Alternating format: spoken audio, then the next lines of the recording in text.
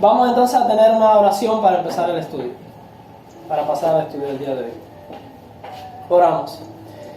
Padre Celestial, te agradecemos porque un grupo de tus hijos nos hemos reunido en este lugar para estudiar tu palabra.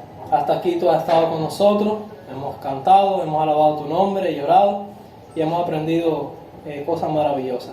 Amén. Guíanos en el estudio ahora de tu palabra y que la presencia de tus ángeles y de tu Santo Espíritu esté aquí con nosotros para ayudarnos a entender tu verdad. Amén. En el nombre de Jesús. Amén. Amén.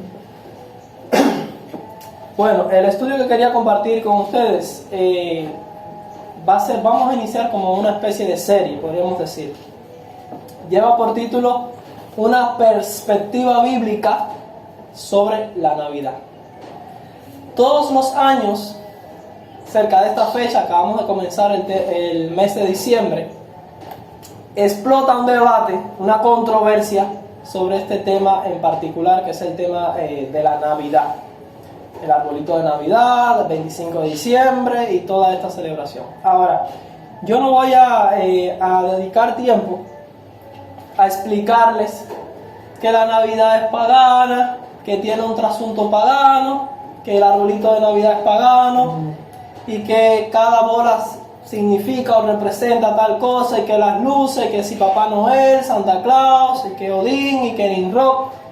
Esas cosas ya son básicamente de conocimiento público y cualquiera de ustedes simplemente buscando un poquito van a poder encontrar en enciclopedias, en internet, mucha información sobre el origen pagano que tiene la Navidad. O sea, ya no es un secreto que la Navidad tiene un origen y un trasfondo pagano que no tiene nada que ver con el cristianismo, sino que viene de naciones paganas y se incorporó a la fe cristiana.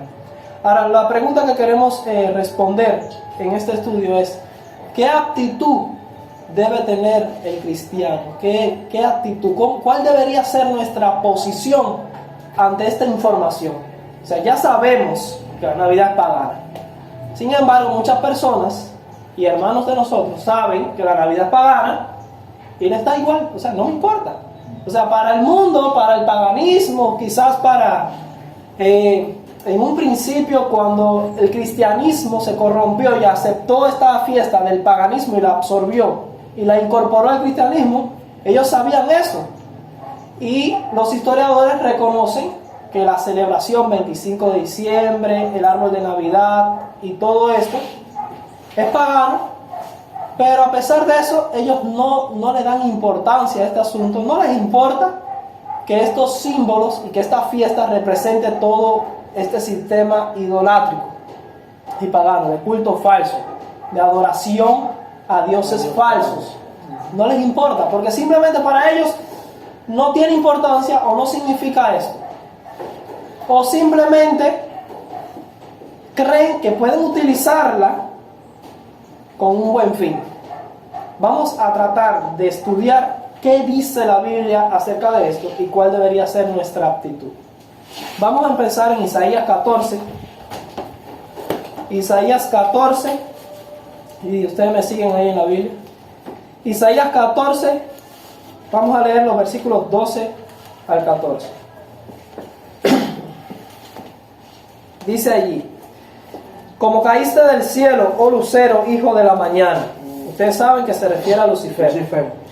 Cortado fuiste por tierra, tú que debilitabas a las naciones. Tú que decías en tu corazón, y aquí coloquen la lupa, que es lo que quiero señalar. Un sentimiento que se incorporó en el corazón de Lucifer. Dice: tú que decías en tu corazón, subiré el cielo en lo alto, junto a las estrellas de Dios levantaré mi trono. En el monte del testimonio me sentaré, a los lados del norte me sentaré. A los lados del norte, muy bien. Dice: sobre las alturas de las nubes subiré y seré semejante al Altísimo. O sea, vemos aquí que Satanás quería ser como Dios.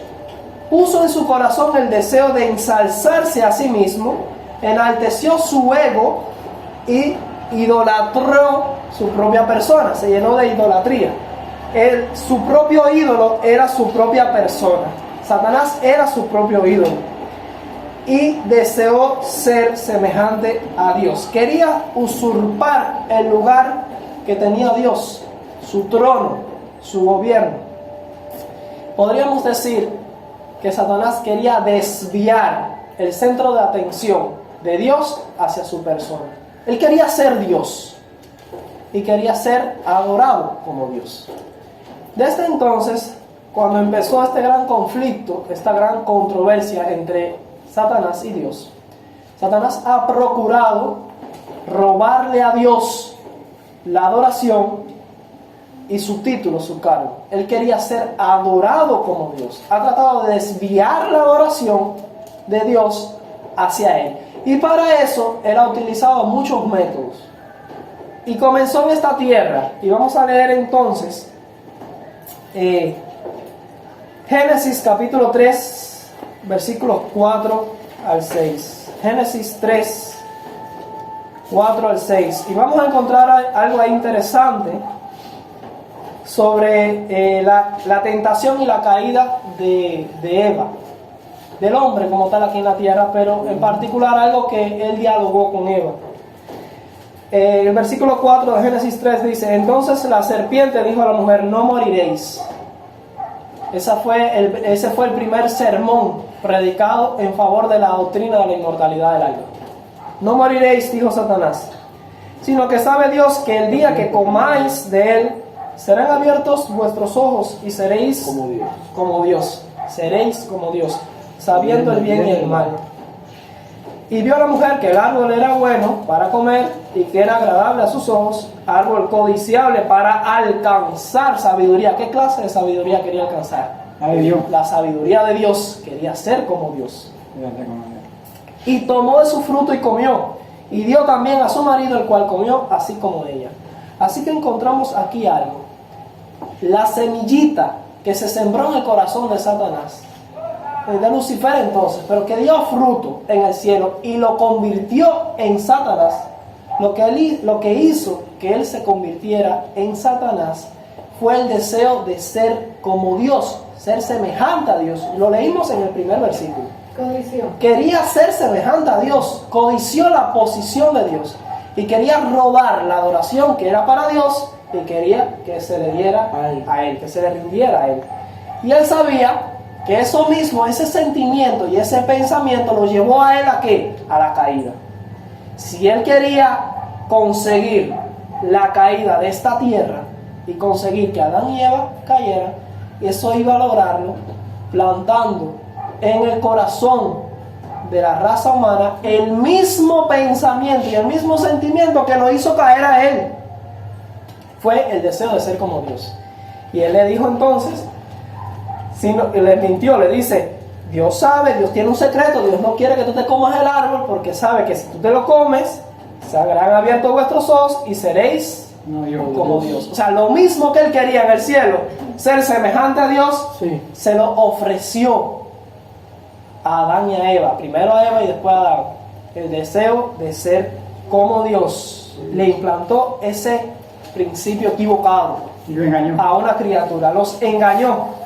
Y Adán y Eva cayeron en esa mentira, en ese mal deseo y pensamiento, se dieron a la tentación y pecaron.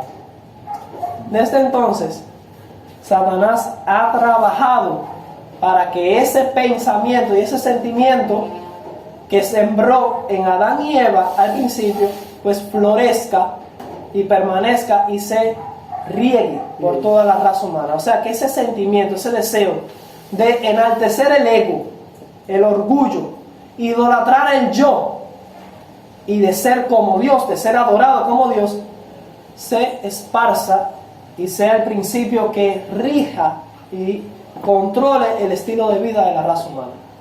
Y desde el principio se observó. Desde entonces vamos a leer un texto que nos explica sobre lo que pasó con esa generación. El hombre impío, el hombre sin Dios, procuró siempre exaltar su ego y buscó la forma de que los otros seres humanos pues reverenciaran su persona y idolatraran a una persona porque tenía este mismo sentimiento que Satanás implantó en él lo idolatraran como Dios y lo convirtieran en una deidad. Entonces, esas dos mentiras, la primera de no morir, o sea, Satanás le dijo, no moriréis, y la otra mentira de tú puedes ser igual a Dios, tú puedes ser como Dios, fue el fundamento de la falsa religión que existió desde la caída del hombre y que va a existir hasta el mismo fin. Vamos a leer Romanos capítulo 1, versículos 18 al 25. Romanos 1, 18 al 25. Dice ahí: porque la ira de Dios se revela desde el cielo contra toda impiedad e injusticia de los hombres que detienen con injusticia la verdad. Porque lo que de Dios se conoce le es manifiesto, pues Dios se lo manifestó. Porque las cosas invisibles de Él, su eterno poder y deidad, se hacen claramente visibles desde la creación del mundo. ¿Desde cuándo? Desde un principio Dios ha mostrado esta evidencia. ¿Y dónde la ha mostrado? En su creación, muy bien. Siendo entendidas por medio de las cosas hechas, de modo que no tienen excusa. Pues habiendo conocido a Dios, no le glorificaron como Dios, ni le dieron gracias. ¿Qué hizo? ¿Quién fue el primero que hizo eso? Que conociendo a Dios, no le glorificó como Dios, ni fue agradecido, sino que trató de usurpar, exactamente, Lucifer, trató de usurpar el trono de Dios y de quitar a Dios de su gobierno para ponerse él en lugar de Dios. Y eso mismo lo sembró en la raza humana y vimos que eso dio fruto y la raza humana ha estado repitiendo el pecado de Satanás en el cielo. ¿Qué ha tratado de hacer? No le da gloria a Dios, no le da gracias a Dios, y vamos a seguir leyendo, dice, sino que se envanecieron, hicieron tontos en sus razonamientos. Y su necio corazón fue entenebrecido. Profesando ser sabios, se hicieron necios. ¿Y cómo se hicieron necios? Mira cómo dice: y cambiaron la gloria del Dios incorruptible en semejanza de imagen de hombre corruptible. Ese fue el primer paso. Empezaron a idolatrar a los hombres, a exaltar a un ser humano común mientras estaba en vida. Podría ponerles un ejemplo. La Biblia en Génesis menciona a un personaje llamado Nimrod, que si estudian el trasfondo y el origen de la celebración de la Navidad, van a saber que este Nimrod fue el padre, vamos a decir así, de la religión babilónica. Y la Navidad tiene su origen allí en el paganismo de Babilonia. Entonces, lo primero que hizo la raza humana fue idolatrar a este hombre. La Biblia lo describe como un vigoroso cazador delante de Jehová, que en otras palabras quiere decir en oposición a Jehová. Era un rebelde y fue el primero en violar una de las cosas que Dios le dijo al hombre que tenía que hacer. Era fructificar y multiplicaos y llenad la tierra. No, reúneme a toda la masa en una ciudad. Entonces Nimrod le llevó la contra a Dios y creó una ciudad, creó ciudades. Una de esas ciudades fue Babel, donde se edificó la torre de Babel. Y como Nimrod era un líder, un dirigente, una persona alabada y exaltada por los seres humanos impíos, una persona que estaba influenciada por Satanás.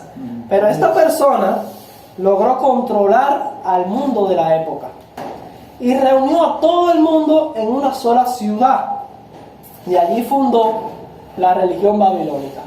Nimrod, se cree que Nimrod, según los historiadores, según los datos que se tienen, Nimrod estaba casado con su propia madre. Y Nimrod, la madre era Semiramis, y era su madre y su esposa, murió, y esa señora, para no caer en tantos detalles, salió embarazada de quién sabe quién, tuvo un hijo, y esa religión, Semiramis, cuando Nimrod murió, explicó que Nimrod no había muerto. ¿De dónde ella aprendió eso? Que Nimrod, que ya había muerto, no estaba muerto realmente, sino que su alma, su espíritu, había ido a vivir al astro rey, que era el sol. Y la adoración al sol comenzó allí, con Nimrod. Se creía que Nimrod era el sol, el dios padre de los astros. Y entonces cuentan la historia de que ella estaba en su habitación y un rayo de sol entró por una ventana, tocó su vientre y salió embarazada. ¿Sabe con quién se acostó? Y salió embarazada de Tamuz, quien es supuestamente una reencarnación de Nimrod. Tamuz es una reencarnación de Nimrod, hijo de no se sabe quién, y ella lo atribuía a Nimrod. Y Tamuz fue quien realmente nació el 25 de diciembre. Y Tamuz es representado con un pino chiquito de un árbol grande que cayó, que representa a Nimrod. Fue envuelto en una serpiente, la serpiente que da vida, que fue la misma serpiente que hizo caer a Adán y a Eva, y de ese árbol retoñó un pino pequeño, un árbol chiquito, que representa a Nimrod reencarnado en la persona ahora, reencarnado en la persona de Tamuz. Ahora, ¿cómo vamos hasta aquí? Lo que estamos viendo, este dato histórico que les conté, que son los orígenes de la celebración de la Navidad, demuestran que lo que dice la Biblia es cierto. ¿Qué hicieron ellos? Cambiaron la gloria de Dios, del Dios incorruptible, en semejanza de imagen de hombre corruptible. Empezaron a adorar a los hombres. Adoraron a Nimrod, adoraron a Semiramis, adoraron a Tamuz. Y luego no se conformaron con eso. Dice, cambiaron la semejanza, cambiaron la gloria de Dios incorruptible en semejanza de imagen de hombre. Después dice de aves, de cuadrúpedos y de reptiles. En otras palabras, de animales. Cada vez se hacían más tontos. Primero adoraron al hombre y después pasaron a adorar a animales en representación de esos hombres. Y luego no le bastó con eso, no fue suficiente. Dice, por lo cual también Dios los entregó a la inmundicia, a la concupiscencia de sus corazones, de modo que deshonraron entre sí sus propios cuerpos. Cayeron en la fornicación, en el adulterio, en la corrupción. Dice ya el 25, ya que cambiaron la verdad de Dios por la mentira, honrando y dando culto a las criaturas antes que al Creador, el cual es bendito por los siglos de los siglos. Amén. Y esto fue lo que pasó, y la Biblia aquí lo está condenando. La culpabilidad de esa generación idólatra, pagana, que llevando los frutos del evangelio de Satanás, las semillas plantadas en su corazón, dando fruto al deseo de ser como Dios y ser adorado como Dios, formaron e instituyeron esta ciudad con esta falsa religión idolátrica, donde se glorificaba al hombre y se adoraba al hombre.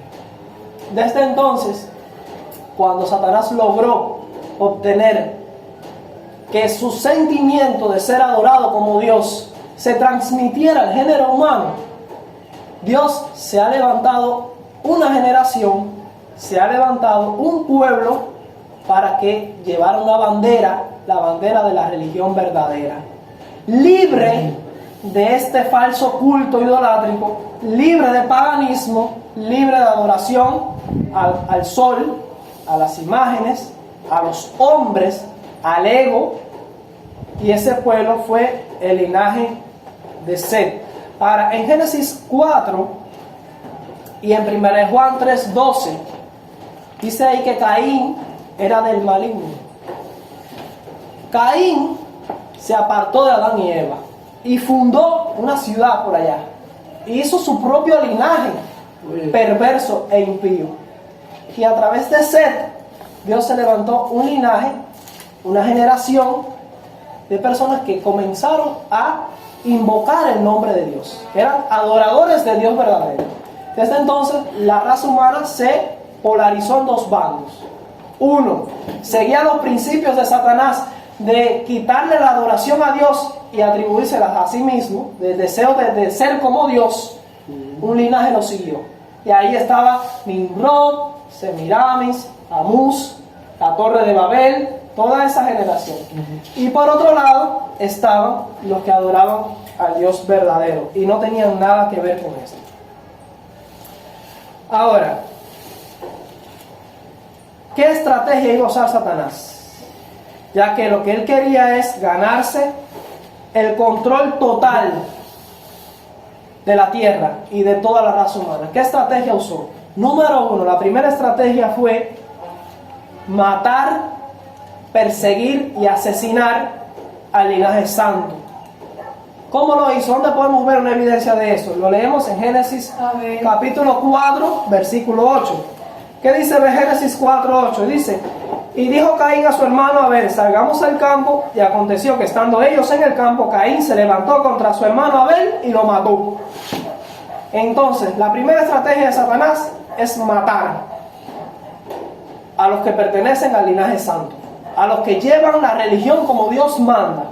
Dios pidió que ofrecieran un sacrificio, que lo adoraran por medio de derramamiento de sangre, le ofrecieron una ovejita, y ahí Abel cumple con el mandamiento de Dios y representa la religión verdadera. Pero Caín quiso hacer las cosas a su manera y Dios no aceptó su adoración, no aceptó su sacrificio. Y entonces Satanás se apoderó de Caín, de su mente, y lo utilizó para aplicar su primera estrategia. Cojo a Abel y lo mato. Pero esa estrategia no le funciona mucho a Satanás. ¿Sabe por qué?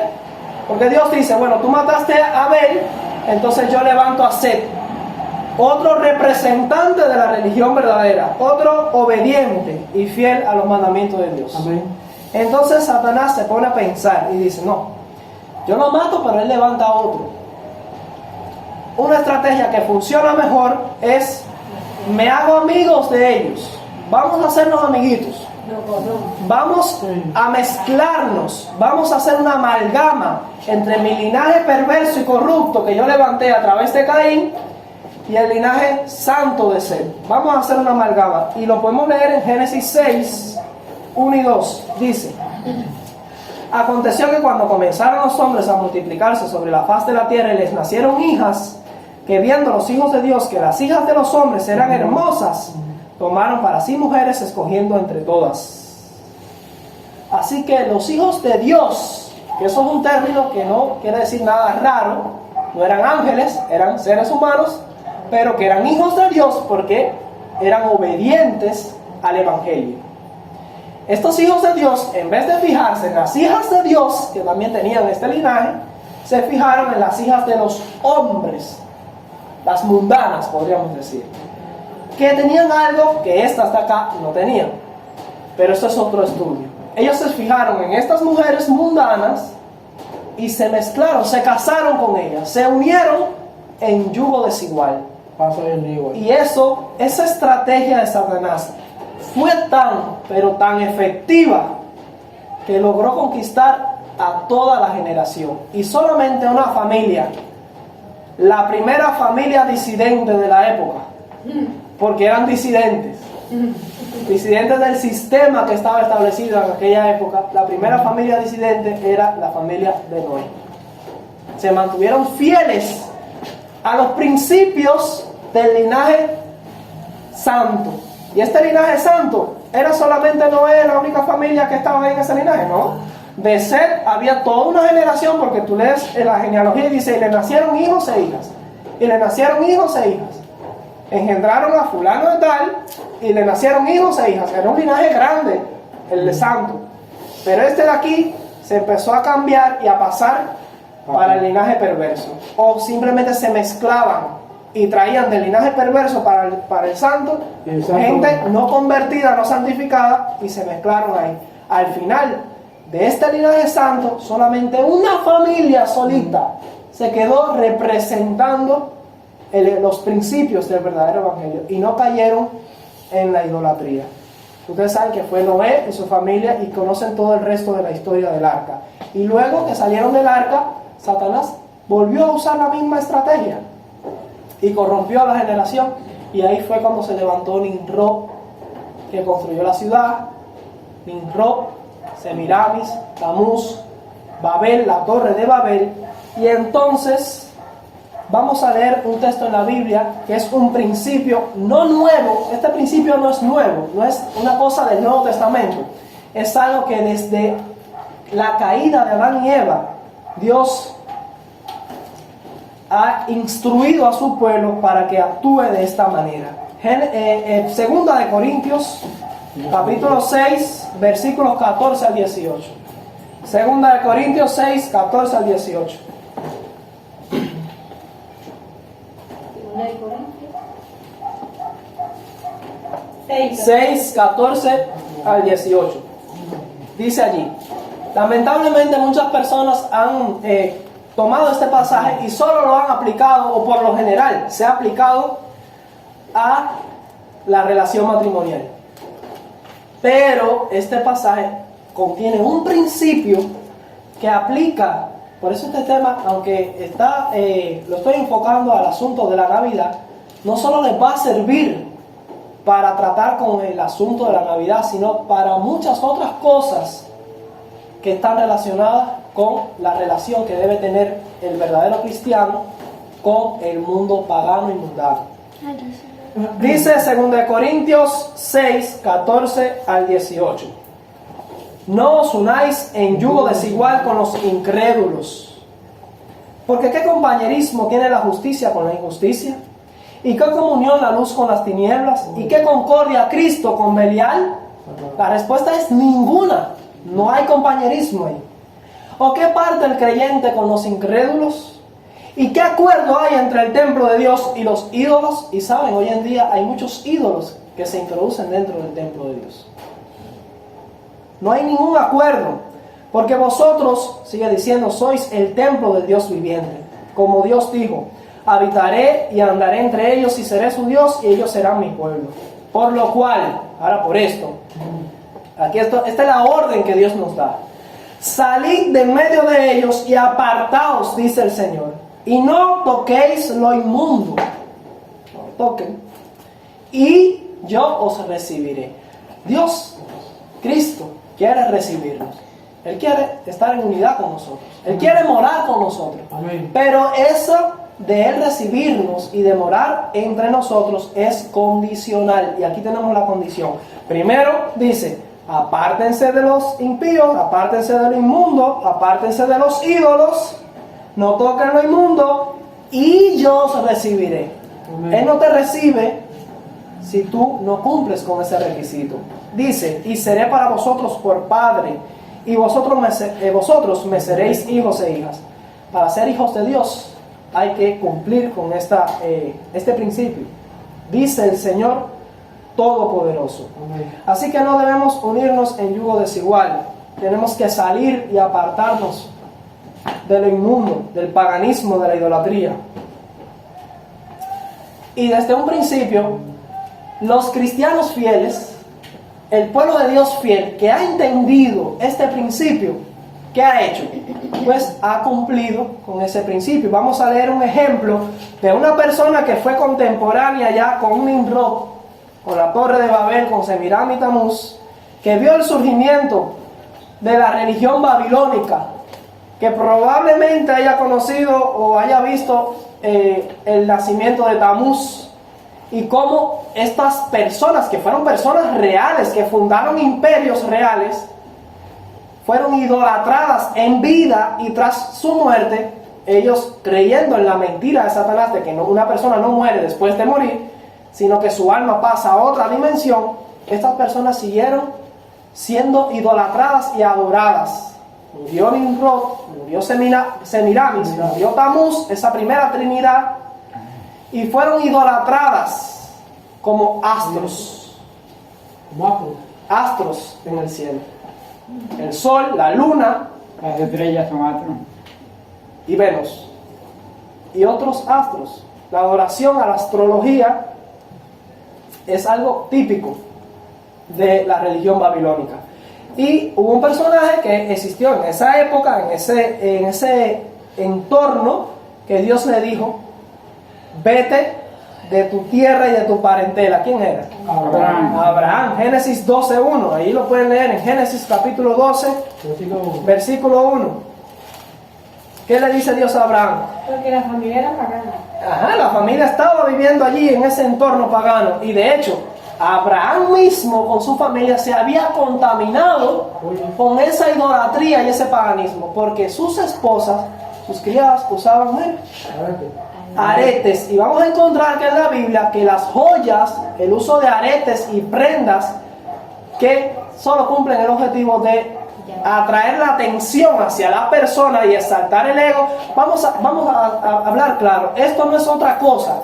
El uso de joyas, aretes y esto solo es una maduración, un fruto del principio de Satanás inicial que él sembró en la naturaleza humana cuando le dijo a Eva: seréis como Dios. El mismo principio, la misma semillita que se le sembró a él allá en el cielo: yo seré semejante al Altísimo. Y empezó a glorificar y a exaltar su ego. Eso maduró en Eva, provocó la caída del hombre y ha madurado en la raza humana. Y desde entonces el hombre ha tratado de atraer la atención a su propio ego, a su propio yo.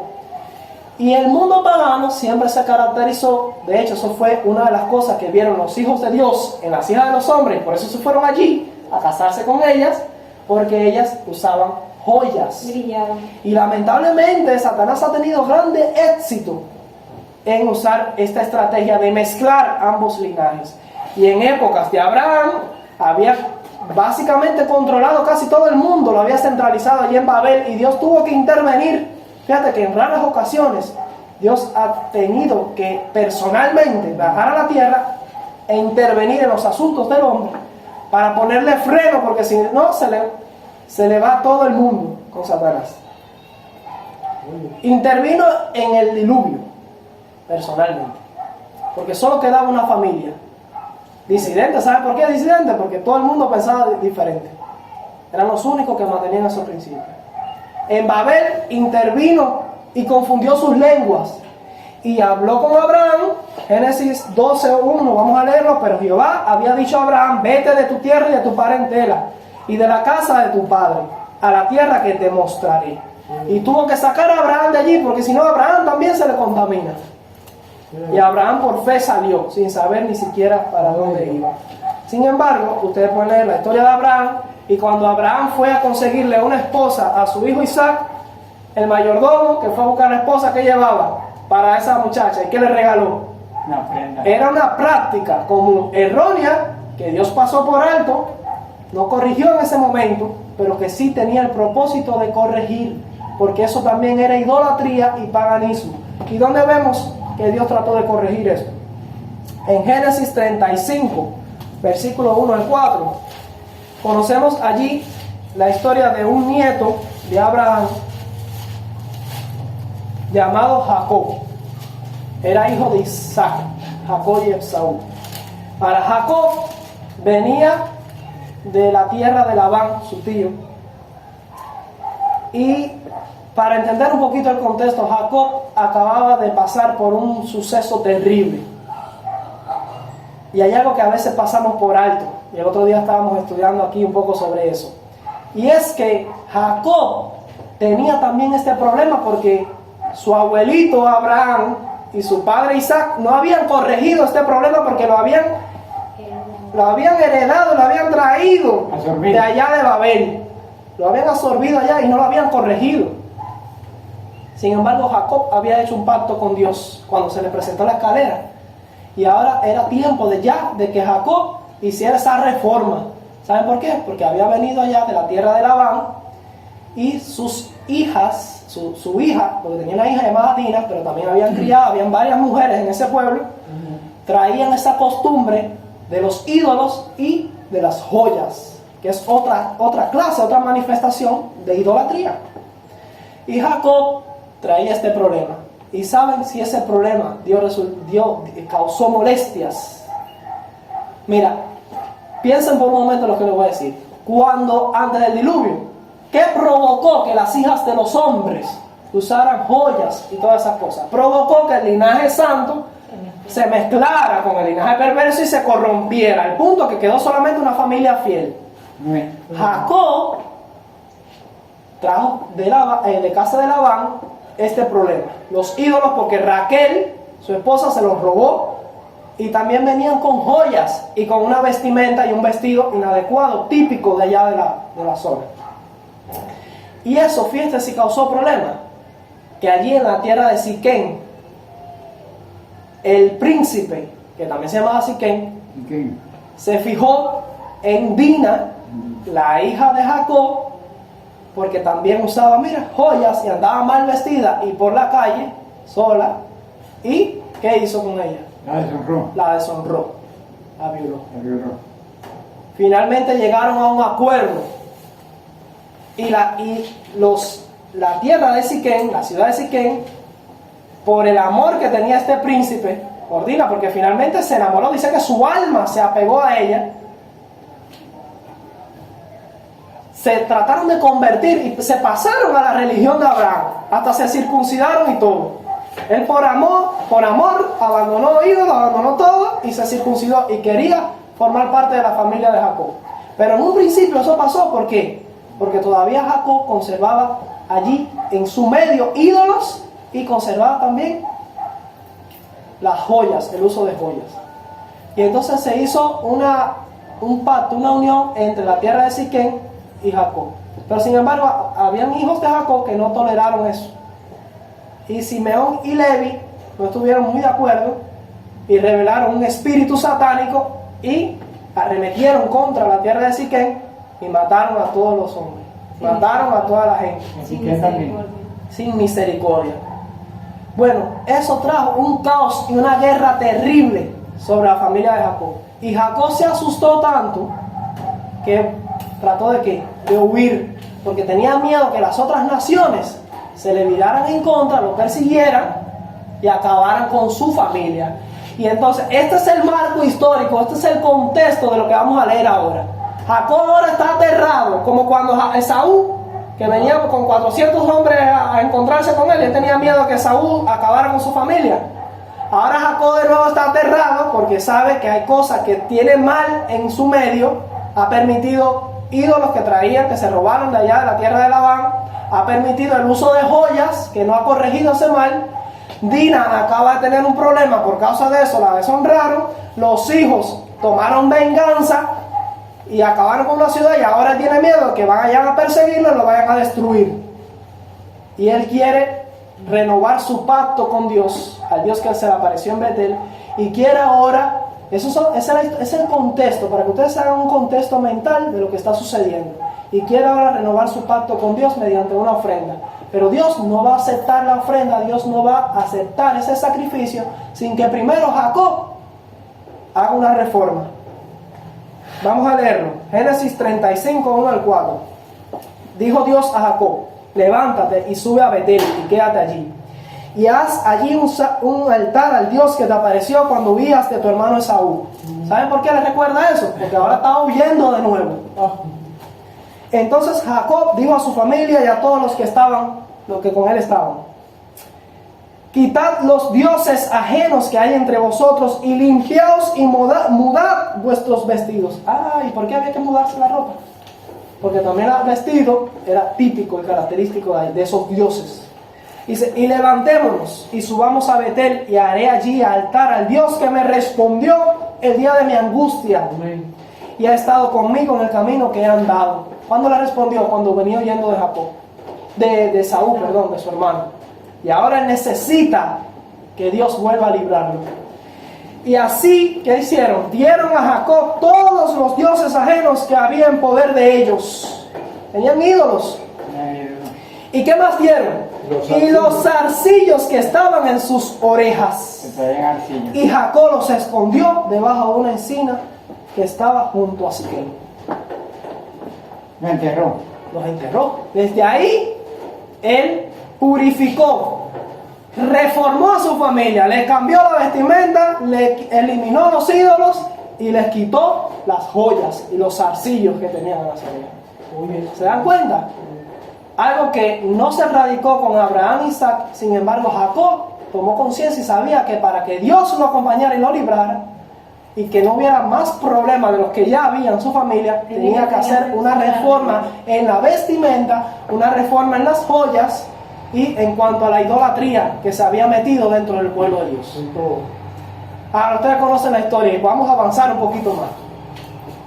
Vino una sequía terrible y Dios por adelantado mandó a José para Egipto para que lo salvara allí a la familia de Israel. Pero allí permanecieron en Egipto 430 años. Y en Egipto, ¿qué pasó? ¿Qué logró Satanás allí con su segunda estrategia de nuevo? Lo mezclamos aquí, hacemos un potaje aquí al estilo cubano y lo mezclamos de nuevo. Sí, porque mira, ya no, pero disculpa que cuando ellos vinieron de Egipto también traían todas las joyas y todas las prendas de Egipto. Eso es lo que vamos a ver. Cuando ellos entran, ahora en Egipto allí, ahora en Egipto, él logra mezclarlos y ellos empiezan a pintarse los ojos al estilo egipcio. Y todavía hay por ahí, hoy en día, quienes se pintan los ojos como los egipcios. Se pintaban los ojos al estilo egipcio. Y si hay gente no sé cómo decir la palabra, lleno de gangarria, como decimos acá, que le encanta ponerse arete y oro y cadenas y de todo tipo de cosas encima para atraer, o sea, para llevar buenos frutos de ese principio que Satanás plantó en la raza humana de ser como Dios. Faraón era venerado como un dios en la tierra. Y era el que más oro se llevaba a la tumba, incluso para tener para la otra vida. Y ellos aprendieron también eso allí en Egipto. Y cuando salieron de Egipto, tenían los mismos problemas. Y entonces llegamos a Éxodo 32.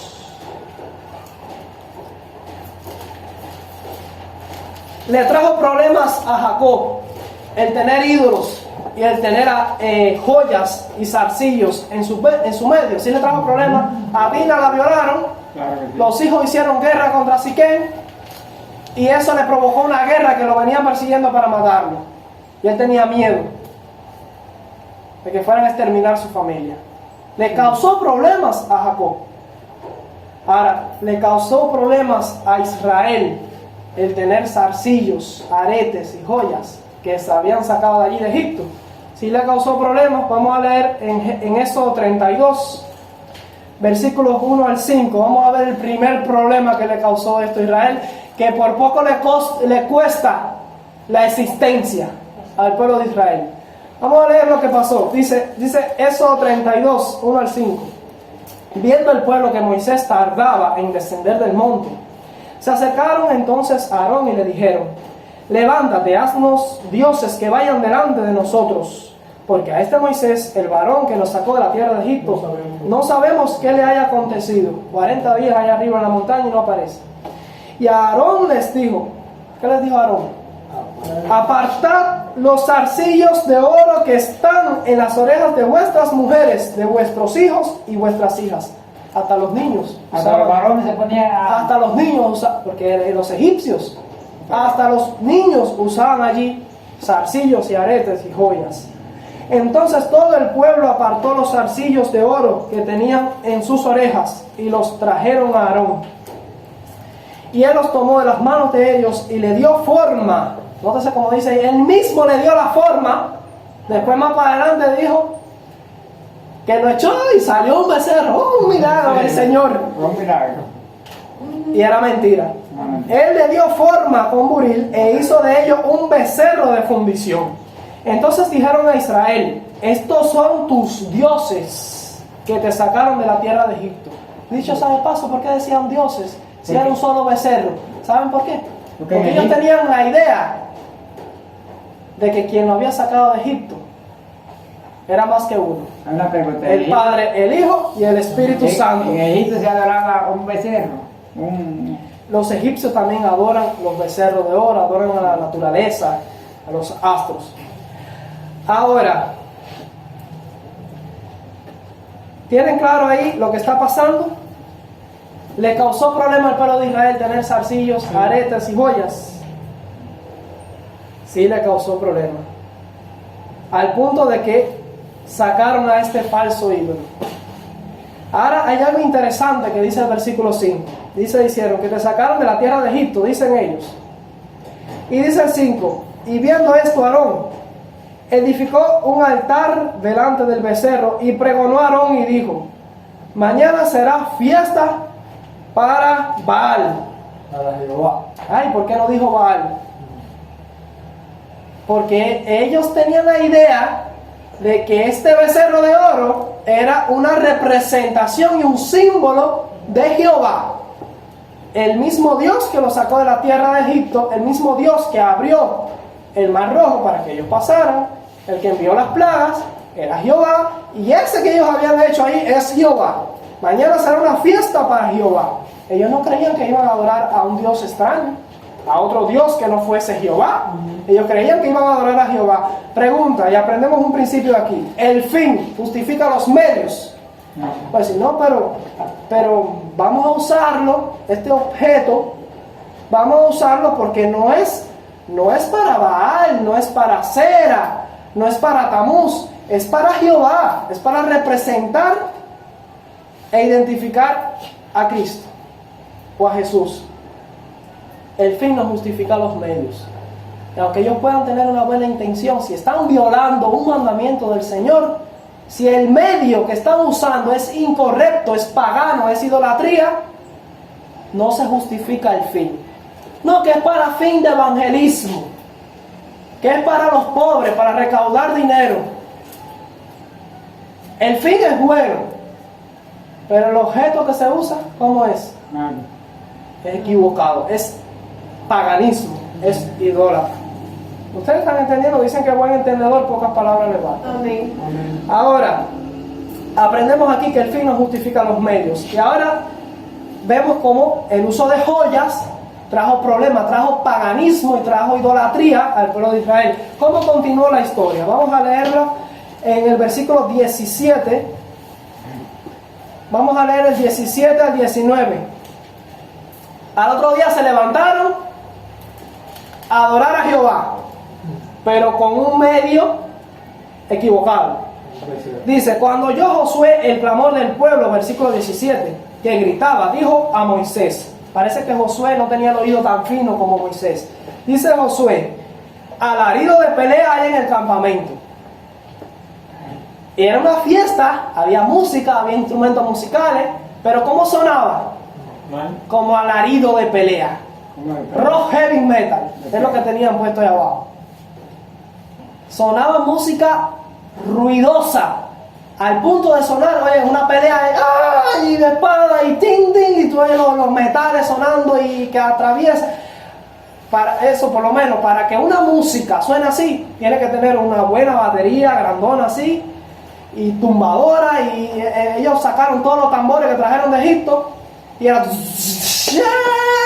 para que sonara como alarido de pelea. ¿Ustedes entienden lo que les estoy diciendo? Sí, sí. Hoy en día también esa adoración, ese tipo de adoración al estilo alarido de pelea, se ha metido dentro de muchas iglesias. Era una banda rockera. Era una banda de rock lo que había ahí alrededor del becerro de oro. Y él respondió. Ahora Moisés sí identificó que no era una guerra. Dice: no es voz de alarido de fuertes, ni voz de alarido de débiles, voz de cantar oigo yo. Y aconteció que cuando él llegó al campamento, vio el becerro y las danzas, por supuesto, esta música conduce a la danza, sí. Al baile. Era algo inevitable. Eran sinceros. Hoy en día se pone la música, pero se quieren estar recto ahí como una estatua y no se quieren mover al ritmo de la música. Eso no lo salva menos. Dice: ardió la ira de Moisés y arrojó las tablas de sus manos y las quebró al pie del monte. Fue terrible lo que pasó. ¿Y qué hizo Dios? ¿Qué pasó luego? ¿Qué dijo Dios acerca de este pueblo?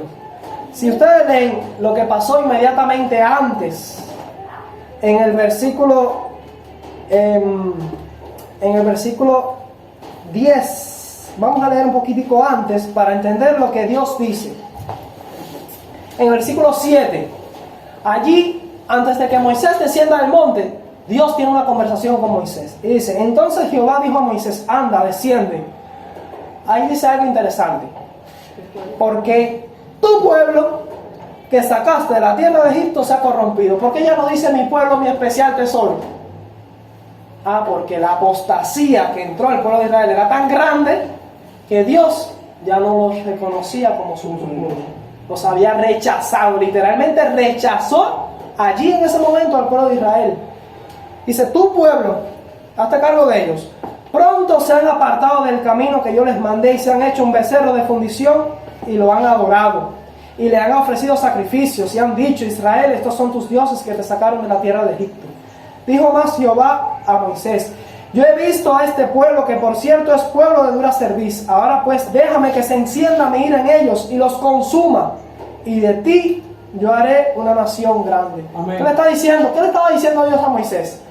Ellos están, por esa condición que tienen, por permitir zarcillos y joyas, por usarlas para hacer un becerro de oro para la idolatría y creer que me están adorando a mí, y por las danzas y esa música estrepitosa y ruidosa y pagana, están desechados. No los reconozco, no son mi pueblo ya. Los voy a consumir, los voy a destruir, y de ti me voy a levantar otro pueblo que lleve los principios como deben ser. Eso pasó allí, y no se llegó a consumar ese hecho porque Moisés intervino y abogó por el pueblo. Y Dios no destruyó el pueblo, no por causa del pueblo que lo amaba y era bonito y se merecía que no lo destruyeran. ¿Tú sabes por qué Dios no lo destruyó? Me vamos a seguir leyendo para entender por qué fue que Dios finalmente siguió con ellos y no lo destruyó. Dice el 11: entonces Moisés oró en presencia de Jehová su Dios y dijo: oh Jehová, ¿por qué se encenderá tu furor contra tu pueblo, que tú sacaste de la tierra de Egipto con gran poder y con mano fuerte? O sea, Moisés está abogando para que Dios reconozca a su pueblo. ¿Por qué han de hablar? Ahora noten el versículo 12, y ahí está la clave del por qué Dios no los destruyó. Dice: ¿por qué han de hablar los egipcios diciendo: para mal los sacó, para matarlos en los montes y para raerlos de sobre la faz de la tierra? Vuélvete del ardor de tu ira y arrepiéntete de este mal contra tu pueblo. Acuérdate de Abraham, de Isaac y de Israel tus siervos, a los cuales has jurado por ti mismo, que les has dicho: yo multiplicaré vuestra descendencia como las estrellas del cielo, y daré a vuestra descendencia toda esta tierra de que he hablado, y la tomarán por heredad para siempre. Entonces Jehová se arrepintió del mal que dijo que había de hacer a su pueblo. Ahora aquí está corrido. Te cuenta que finalmente se arrepintió, pero lo que tenía que hacer el pueblo antes de que Jehová se arrepintiera y los perdonara está contado en el capítulo 33. Lo vamos a leer ahora. Pero ¿por qué fue que Dios no lo destruyó? ¿Por qué? Por vindicar, para que su nombre quedara vindicado y quedara limpio a los ojos de las otras naciones. Porque Moisés dice: ay, van a ver los egipcios, se van a enterar allá los babilonios, van a enterarse todo el mundo que tú los sacaste de Egipto y los destruyiste aquí. Entonces, ¿quién queda tergiversado? Él mismo. ¿Quién queda manchado? Dios mismo. Dios. Y para que su nombre y su justicia no quedara manchada, Dios pasó por alto aquella rebelión y la perdonó. Pero había condiciones para que Dios lo perdonara. No era así de jamón: ya lo perdono, no pasó nada, vamos a dejarlo aquí en familia. No, tenía que haber una reforma en el pueblo, que sin esa reforma, sin esa limpieza, no había perdón, y van a consumirlo aunque Moisés interviniera. O sea, en parte la intervención de Moisés fue buena y lo salvó, pero no era suficiente. El pueblo también tenía que reformarse. Vamos a leer en Éxodo 33, versículos 1 al 6. Dice ahí: Jehová dijo a Moisés: anda, sube de aquí, tú y el pueblo que sacaste de la tierra de Egipto, a la tierra de la cual juré a Abraham, Isaac y a Jacob, diciendo: a tu descendencia la daré. Y yo enviaré delante de ti el ángel, y echaré fuera al cananeo y al amorreo, al eteo, al fereceo, al jebeo y al jebuseo, a la tierra que fluye leche y miel, pero yo no subiré en medio de ti. Ese es Dios el Padre quien está hablando. Dice: yo no subiré en medio de ti, porque eres pueblo de dura cerviz, no sea que te consuman en el camino. Ahora miren lo que pasó. Y oyendo el pueblo esta mala noticia, vistieron luto. ¿Saben que finalmente el Padre no fue? Él lo que hizo fue que envió a su ángel, y el ángel era Cristo. Cristo fue el que iba con el pueblo marchando y el que finalmente los introdujo ahí en Israel. Dice: y oyendo el pueblo esta mala noticia, vistieron luto, y ninguno se puso sus atavíos, porque Jehová había dicho a Moisés: di a los hijos de Israel: vosotros sois pueblos de dura cerviz. En un momento subiré en medio de ti y te consumiré. Quítate pues ahora tus atavíos, tus joyas, si tiene anillos, si tiene aretes, si tiene collares, quítatelos, para que yo sepa lo que he de hacer. Entonces los hijos de Israel se despojaron, se quitaron de sus atavíos desde el monte Horeb. De ahí en adelante no se lo pusieron más, hasta que volvieron a caer en la apostasía, que ya esto sería otro estudio, para dedicarlo al tema solamente de las joyas. Pero se dan cuenta ahí cómo Satanás ha procurado corromper al pueblo de Dios, introduciendo la idolatría y el paganismo mediante la vestimenta, mediante las joyas, mediante un falso culto de adoración y mediante los ídolos. La historia no ha cambiado. La historia lo único que hace es repetirse. Y Satanás lo que hace es que se cambia de cara, de estrategia, de nombre, pero sigue siendo el mismo Satanás. Antes se llamaba Semiramis Tamuz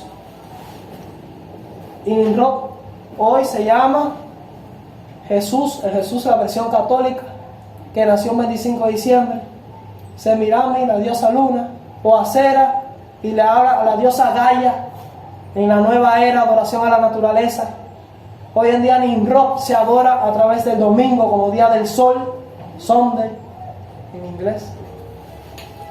Es el día semanal de adoración al sol, y el 25 de diciembre es el día anual de adoración al sol.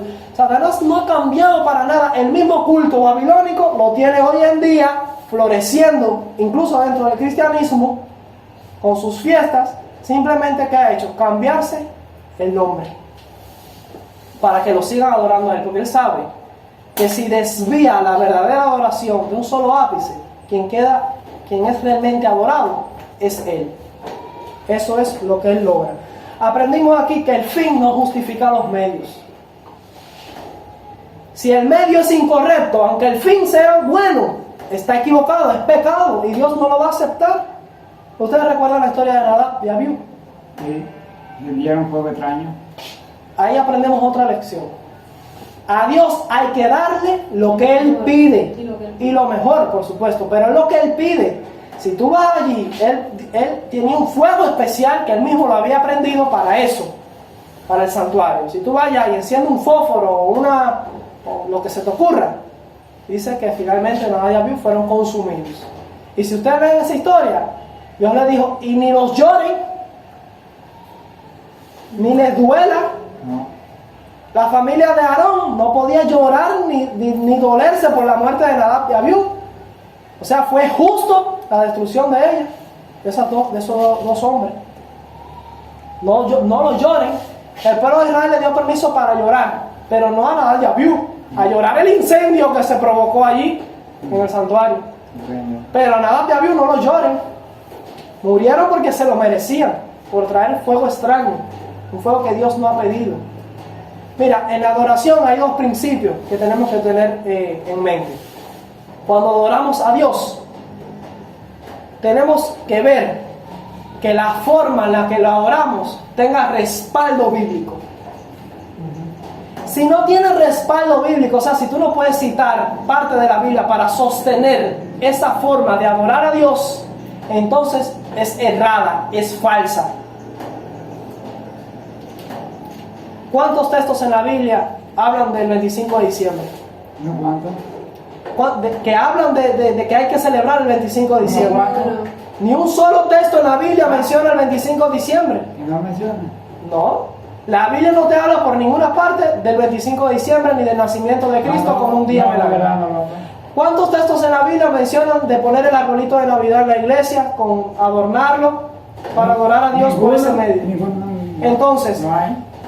Eso es ofrecerle un fuego extraño a Dios. Un fuego que Él no les pidió. Si ustedes leen lo que dice el texto, van a Levítico 10. Vamos a leerlo ahí, Levítico capítulo 10.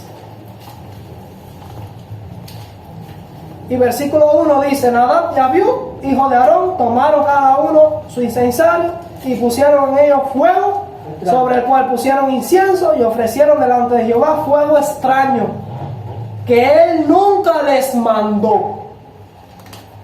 ¿Estaba autorizado ese fuego? ¿Estaba ordenado? No. ¿Dios lo pedía?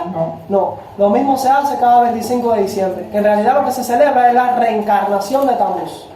La reencarnación de Nimrod en Tamuz. Porque cada 25 de diciembre el sol muere y vuelve a nacer. Según la mitología pagana, babilónica y romana. El sol se muere, vuelve a nacer, se reencarna. Y si cada 25 de diciembre está... No, el nacimiento de Cristo fue allá en el año 3 o 4 antes de nuestra era. Allá fue que nació. Pero si cada año tú celebras un nuevo nacimiento, ¿qué es eso? Reencarnación.